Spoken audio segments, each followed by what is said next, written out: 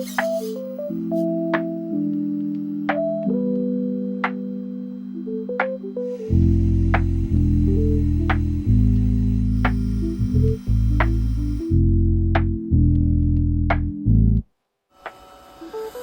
what you can see here is the finished AtomRC Dolphin build. I wanted to make a quick overview video before I maiden it.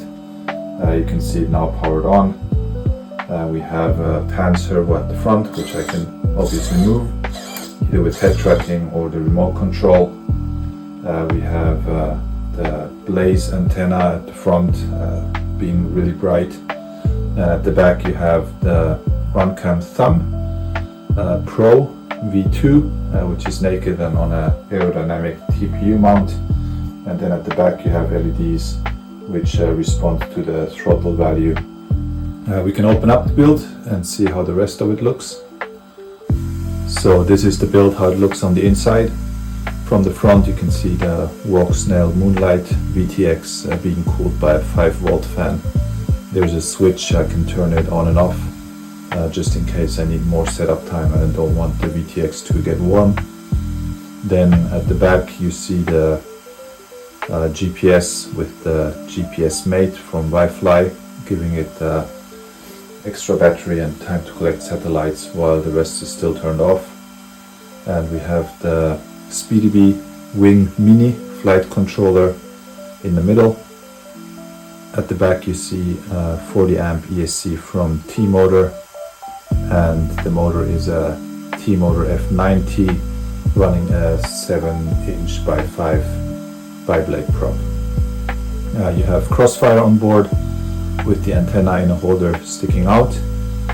The second antenna is a side feed TrueRC core, which I routed to the bottom of the aircraft to give me a clear view from the battery. So this is the bottom of the aircraft, nothing too special. You see the FPV antenna, the side feed antenna sticking out in the middle, quite well protected between the three skid pads.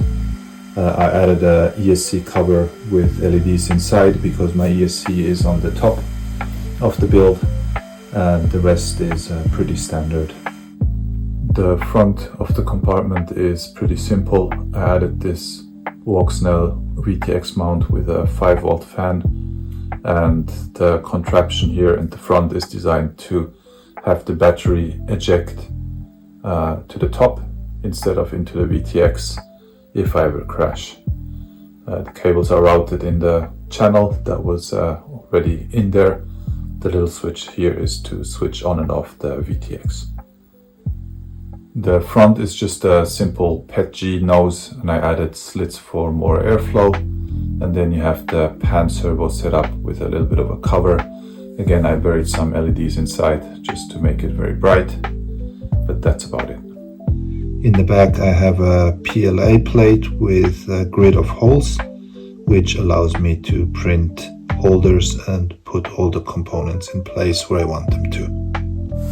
So this is the rear hatch with the Runcam Thumb Pro in a TPU canopy and some LEDs inside, and the whole thing is powered from a 1S LiPo, which should give it a bit more than an hour of runtime. I like it this way so the hatch can be completely detached from the aircraft.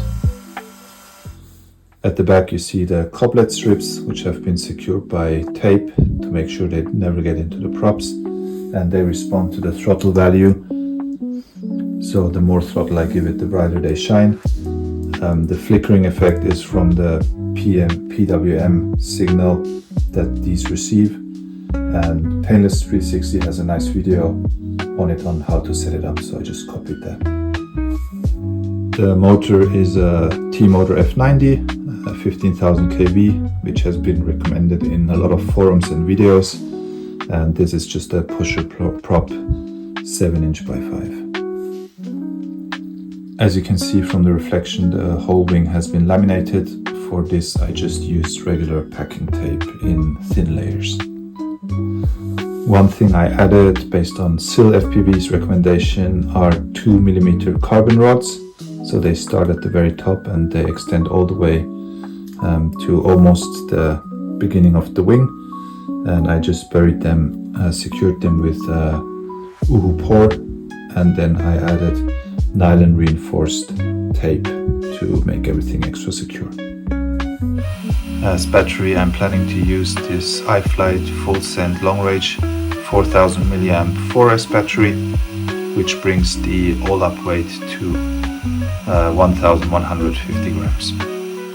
For shorter, lighter flights, I might use this R-Line 2000 milliamp 4S battery.